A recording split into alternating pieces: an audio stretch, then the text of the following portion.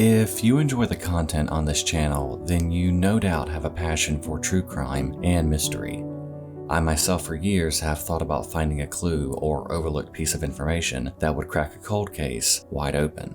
And while that hasn't happened yet, I can still get that feeling thanks to the sponsor for today's video, Hunt-A-Killer. You have probably heard of them, and for good reason. But if this is your first time, allow me to explain the treat that you can be in for. Hunt-A-Killer is a box set that has you playing the lead detective to help solve a cold case. With each box, the ongoing story is unfolded, and you are tasked with combing through police records, coroner reports, witness testimonies, and much more in an attempt to solve a case that is by no means simple. It's the perfect idea for a date night with your special someone, a great way to have fun with friends over drinks, or it can even be done solo if you're the renegade detective type. Each box comes with extremely detailed and authentic pieces to really throw you into the atmosphere.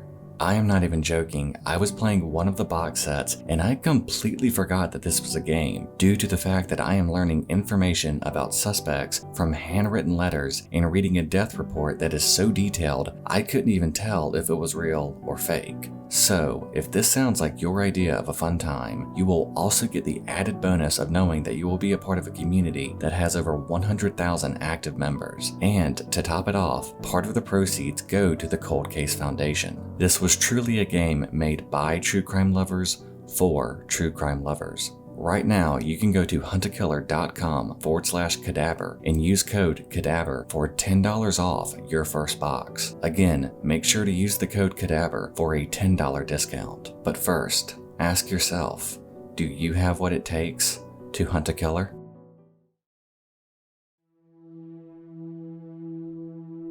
In the 1920s, America was a hotbed of cultural, societal, and political topics.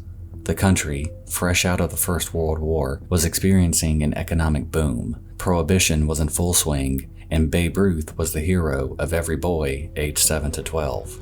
The 1920s also included one of the first known examples of a crime taking place that took the entire country, and eventually much of the world, by storm. On September 14, 1922, in Somerset, New Jersey, Raymond Schneider and his girlfriend, Pearl Bamer, were walking on a quiet road that acted as a lover's lane when they noticed two people lying on their backs. From what they could tell, one was a man and the other a woman. The man had a hat covering his face, and the woman had her head lying on the man's arm.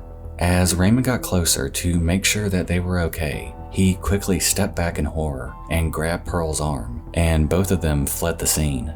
They made their way to the nearest house they could find and told the owners to call the police. What was known at this moment was that the couple lying on the ground were dead. What wasn't known is that this crime would go on to be labeled by many as the crime of the century.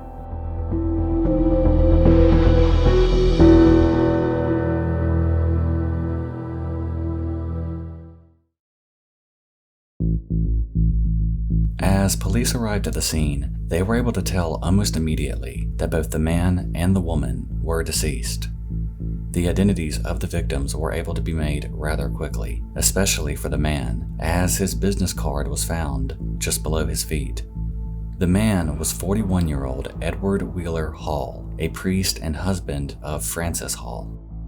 The woman was 34-year-old Eleanor Reinhardt Mills, a member of Edward's choir and the wife of James Mills.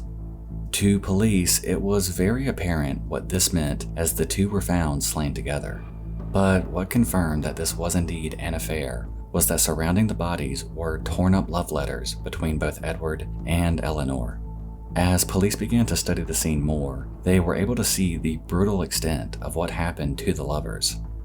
Edward was shot once in the head. Eleanor received far worse treatment as she was shot 3 times in the head and also had her throat cut, and her tongue had been cut out. The bodies were positioned after death in a very bizarre way, a striking difference in the violence that both of them had just suffered. Edward was found to be on his back, with his hand touching Eleanor's neck. His Panama hat was covering his face, and as stated earlier, his business card was found just below his feet. He was still wearing his glasses. He had bruises to both his ear and 2 of his fingers. His watch was missing, yet there was money left on his person inside of his jacket pocket. He was also said to be very nicely dressed. Eleanor was lying next to Edward, with her head on his arm and her left hand resting on his thigh. She also had a small cut on her bottom lip, and her arm also had bruising on it. She was wearing a blue dress, black stockings, and brown shoes. The bodies appear to have been positioned this way post-mortem, and the way that they were lying on the ground, their feet were facing towards a crabapple tree. As police continued studying the scene, the gossip of what had occurred had made its way around town, and people began to flock to the area. Within what seemed like minutes after the first group of people arrived at the scene, hundreds more followed, all wanting to catch a glimpse of the bodies and see if the talk was true, that if it was indeed the priest and a member of his choir. The overwhelming amount of people quickly got out of control, and police were unable to secure the area. It was so bad, in fact, that much of the physical evidence at the scene was horribly compromised. One example was the business card of Edwards. That card was actually passed around to all of the people at the scene, and no less than 100 different people touched it barehanded. On top of that, there were actually people bringing shovels and digging up the dirt around the scene and the tree, and then selling the dirt in bags to curious onlookers. The tree itself was also nearly destroyed, as many of its limbs and even the bark were ripped off and taken as souvenirs by the crowd. There were reports that some tried taking parts of the love letters, but thankfully at that point, police had managed to get some type of control over the scene, and onlookers watched on still, but now from a distance. Shockingly, even with much of the evidence completely compromised, the lead detective of the case, Joseph Sticker, was said to have not been worried about the case and told reporters that it would be solved in only a matter of days. This, whether it was simply arrogance or the lack of any actual leads, caused the case to stall, and 2 months after the crime, the identity of whoever was responsible was still unknown. No new leads had been found, and the growing public's demand for answers and justice was getting more and more louder by the day.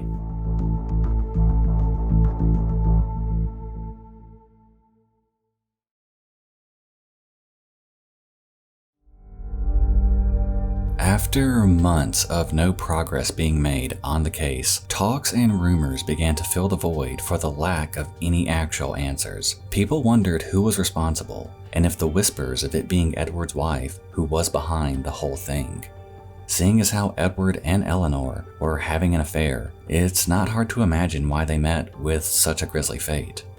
Given the fact that Edward was a priest and Eleanor being in his choir only made for more gossip, as people were being drawn in more and more into the mystery. To many, at the same time, it wasn't shocking that the two were having an affair, as it was somewhat of an open secret that the two didn't go out of their way to hide, at times even being seen in town with each other acting as a romantic couple. Yet most of the town didn't bother voicing their opinions to the couple, as it was more common back then to stay out of others' personal business. Another thing that made this case so publicized and talked about was due to the standing of Edward's wife, Frances. She was the only daughter of one of the most powerful and prominent families in New Brunswick. And not only that, but she herself was one of, if not the most well-known member of town. It was no secret that both herself and her family had no shortage of wealth and power. Combine that with her being the one cheated on, and right there are two of the most powerful things one would need when it comes to committing a crime: money and motive. Investigators weren't blind to this either. Over the months of investigating, they had been keeping a close watch on Frances, knowing that she had the means to get what she wanted, regardless of the cost. The police also looked at Eleanor's husband, Jimmy Mills. However, he was quickly dismissed as he was known around the area as somewhat of a pushover. While we now know that that doesn't necessarily mean he is incapable of committing such a crime, to many, including the police at the time, it did. But all the police had was speculation. Sure, Frances obviously had the motive to commit this crime, yet there was no evidence linking her to it. There also were no witnesses for that fact. At least, that is what many thought, until a woman came forward claiming that she knew who was responsible for the crime. Yet, by the end of her story, the amount of doubt surrounding all of those involved in this case did nothing but increase.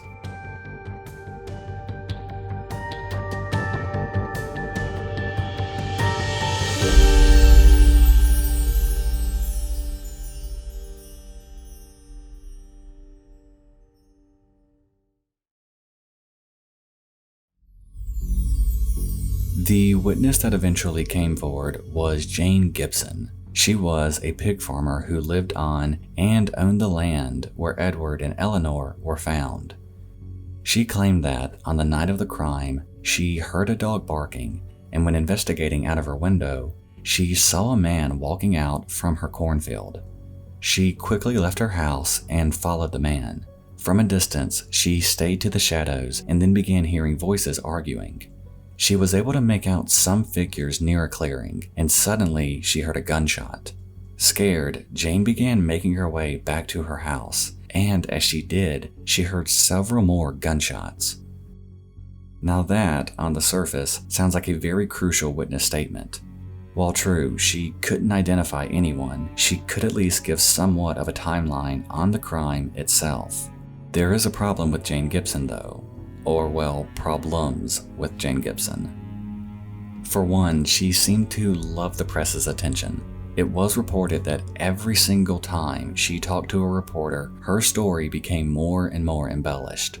Another problem was every revision or update to her story seemed to correlate with the new facts coming out about the case from the newspaper. And speaking of the newspapers, they absolutely ate up every single word that Jane was saying. They painted her as a shy country woman who was the only witness to this brutal crime. She in turn kept up with the interviews and statements. There were also several times where she was flat out contradicting herself, and any time that was brought up, she would either ignore the comment completely or blame it on her being sick and weak. Another hole in Jane's story was when her own daughter actually came forward and said that she was a habitual liar. One of the things that stood out the most though, and something even I find surprising, was Jane herself didn't even point out anything about Frances until long after the newspapers had mentioned her possible involvement. Why I find this surprising is that it seems somewhat obvious to look at Frances. Granted, I get this was almost a century ago, and how people view crimes now wasn't the same as it was back then. But I still feel that the light bulb to name Frances could have gone off a lot earlier for Jane. When Jane did finally name Frances as the one that she saw that night in the field, police and the media felt they finally had something that was enough to go to trial. Or rather, I should say trials. The first trial brought against Frances was in November of 1922, only lasting 5 days. With no physical evidence, only one witness that had repeatedly changed her story, and the social class standing of Frances Hall led to no indictment being issued. And Frances Hall was released.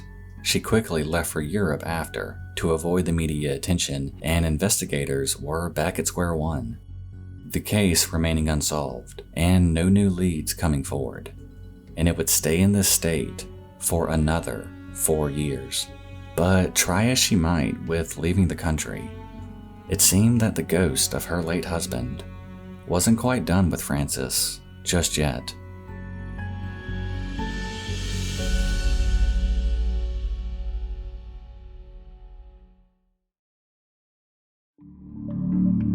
As the years passed, the talks of what happened with the Hall Mills case became less and less. The public interest went elsewhere, and it seemed destined to stay in the state of unknown limbo forever. Yet, to one newspaper company, the story was far from over, and there was plenty of material that could be worked with to get the public talking about the case again. For William Hearst, the owner of the Daily Mirror newspaper, where much of the public saw no evidence and an overwhelming number of theories and gossip, Hearst saw dollar signs. In the 1920s, the surge of what is now known as tabloid journalism was becoming a common means of how people got their daily events. The whole media circus that surrounds the form are still seen to this day, where speculation and drama fill in a majority of a story, regardless of if it's truthful or not. Hearst decided to bring back the story of the Hall Mill murders and put them front page, not only reigniting the public's interest, but pushing it so much that it eventually would get the police to take notice. One of the biggest things that the Daily Mirror banked on was the testimony from the husband of one of the servants that worked under Francis. It was reported that Francis had actually bribed the servant to not speak about the actions and whereabouts of Edward on the night of the crime. This worked so well that not only did the police eventually take notice, but it was becoming such a big deal again that the then governor of New Jersey, Harry Moore, decided to reopen the case. This time, the trial would be even more media-focused, and the amount of attention that it was getting every single day was unlike anything the public had ever seen. There are even some who argue that this is where the term "the crime of the century" was originally dubbed. In August of 1926, just shy of 4 years since the crime, Frances Hall and her brother Willie Stevens were put on trial for the crimes against Edward Hall and Eleanor Mills. As the trial began, the courtroom became somewhat of a fiasco, as many accusations were made against Frances and Willie. The witnesses that were brought forward during the trial played into a big part of why the entire thing started to fall apart. One by one, every witness was removed from the stand, as they were being discredited at every turn, and most of them, if not all of them, were for good reasons. Some witnesses failed basic questioning when asked about the crime. Others had their answers go from definites to possiblies to them finally admitting that they didn't know. And there were even a handful who were later discovered to have been paid by the Daily Mirror to claim to be a witness. At every turn, the prosecution was realizing that there was very little hope in sealing a conviction, so they decided to play an old card of theirs from the first trial. They decided to bring back Jane Gibson and brand her once again as a star witness. The only problem was that this time, whether it was due to her actual health or from the embarrassment from the first trial, she wanted no part in this one and refused to go. There was a lot of back and forth, but eventually Jane did agree to come. But due to her failing health, she had to remain in bed to do so.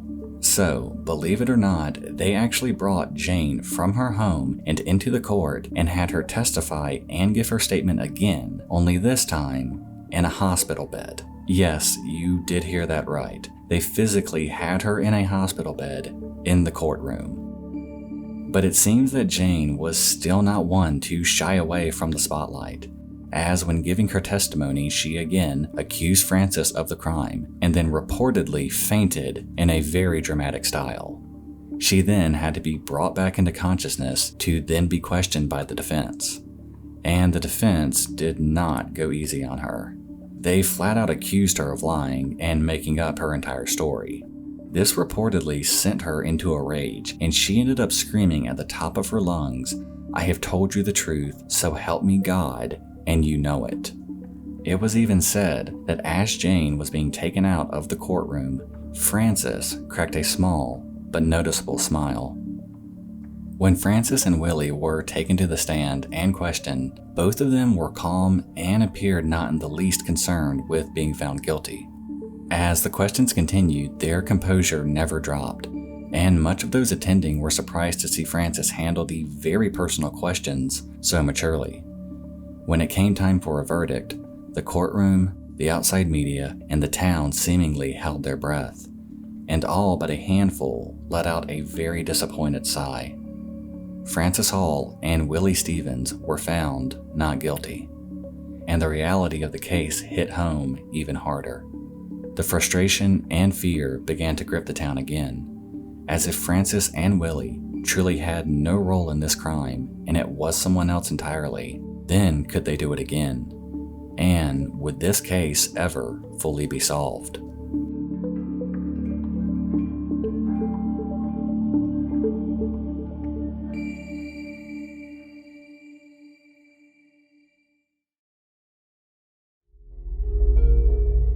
After the trial, there was of course talk all over, some still accusing Frances of being behind the whole thing, where others truly wondered if it was someone else entirely, or a group of people who were responsible.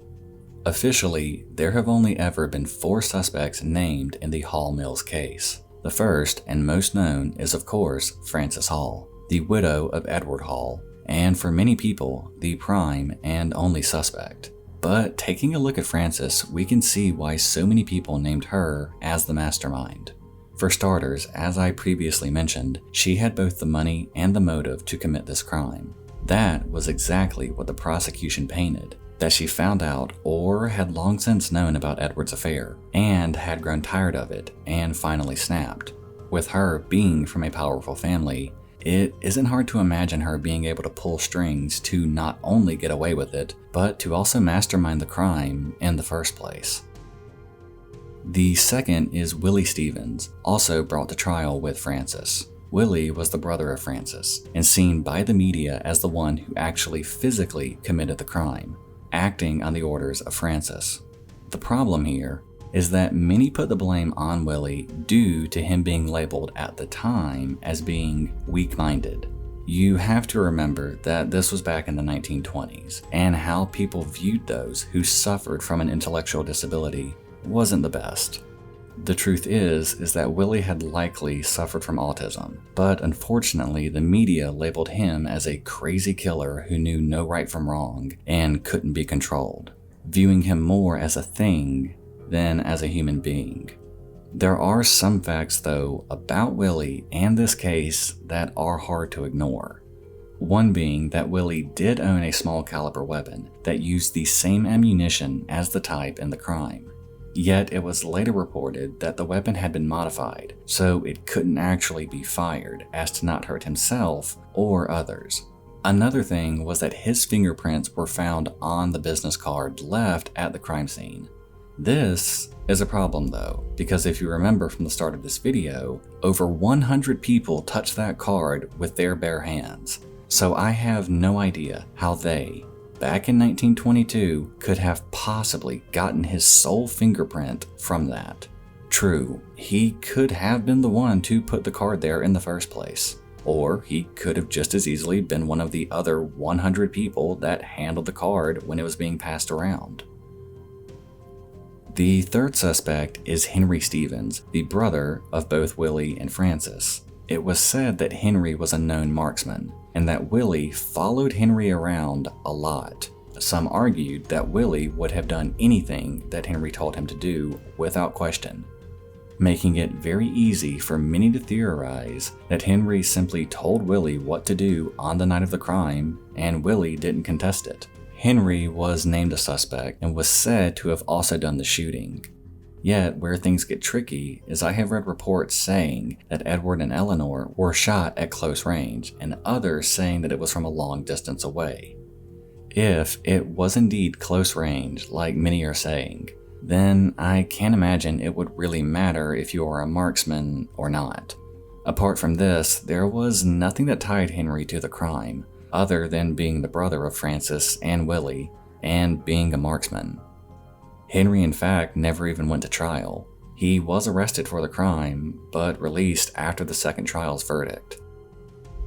The fourth and final suspect is Henry Carpenter, and this Henry, from what I could find, had no obvious signs of having anything to do with the crime.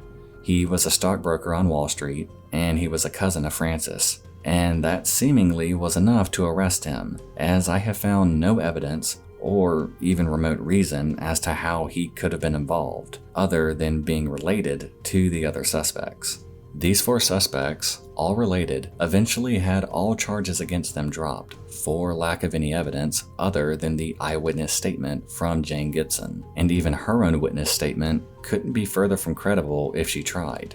The lack of any actual evidence, the massive media attention, the mishandling of evidence, it all added together to throw this case into limbo, where it has remained for almost a century.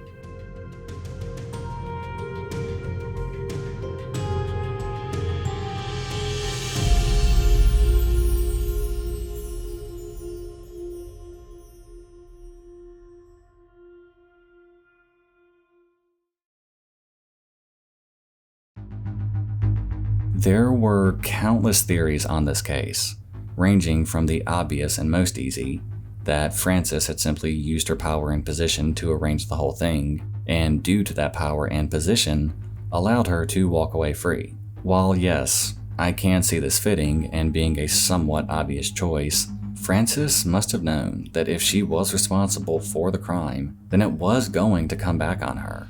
Maybe she knew it would, and prepared for that. Maybe she did hire a group of people to take out her husband and his lover, and then following that, got rid of them. She did come from a very powerful family, and if true crime and history have taught us anything, it is that certain families are so powerful that they can get away with practically anything. Another theory that gained quite a bit of traction in the following years was that the crime had nothing to do with Frances, but instead a group of people who I don't even want to personally waste my breath naming. Let's say that they are a group of people who spew hate and wear white sheets, if you catch my drift.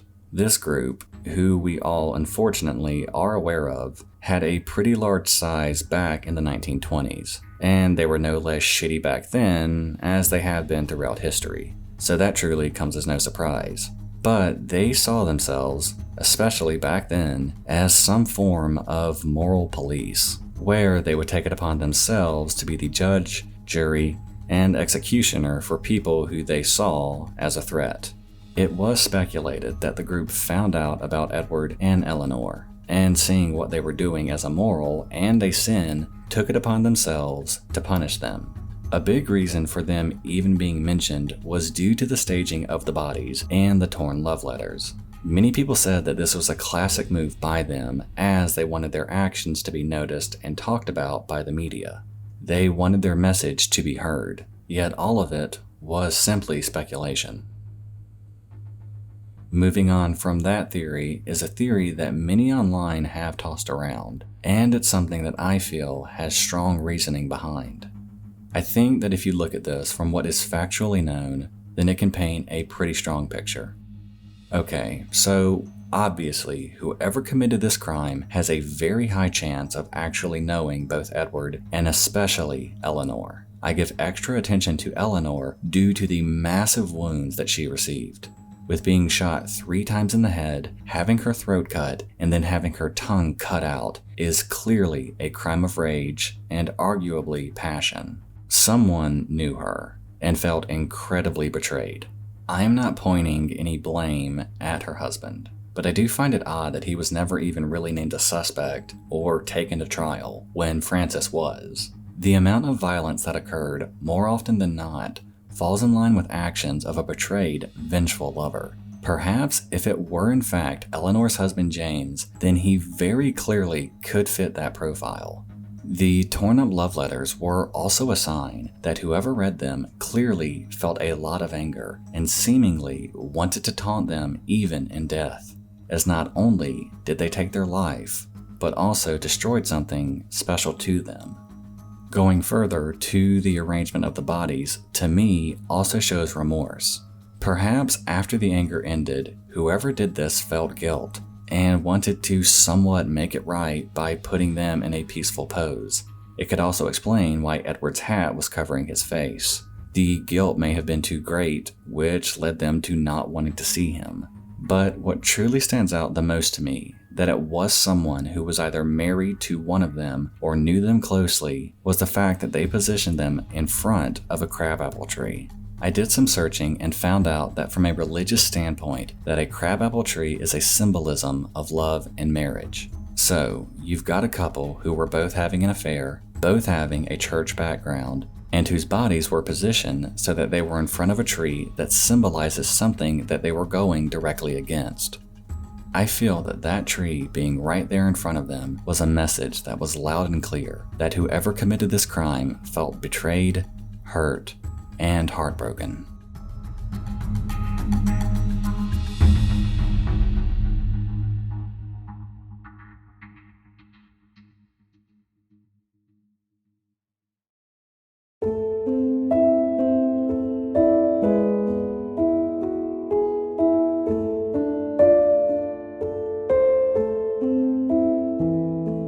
Truth is, we may never know who committed this crime, It has been nearly 100 years since it occurred, and no other suspect has been named that can be proven to have been behind it.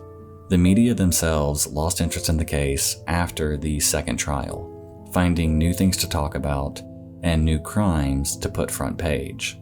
As a matter of fact, this case would actually be completely forgotten about by many for years to come due to the Great Depression, the Lindbergh kidnapping, and then World War II.